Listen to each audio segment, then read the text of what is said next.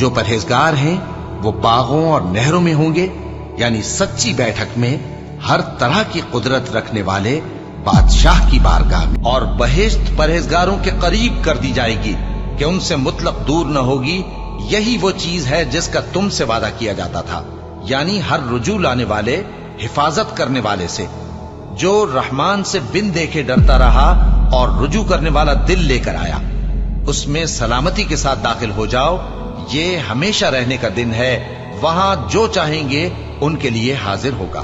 और हमारे यहां और भी बहुत कुछ है। अल्लाह फरमाएगा कि आज वो दिन है कि सच्चों को उनकी सच्चाई ही फायदा देगी। उनके लिए बाग हैं जिनके नीचे नहरें बह रही हैं, हमेशा हमेशा वो उनमें बसते रहेंगे। अल्लाह उनसे खुश है और वो अल्लाह से खुश हैं। यही बड़ी कामयाबी है। और जो अपने परवरदिगार की खुशनूदी हासिल करने के लिए मुसाइब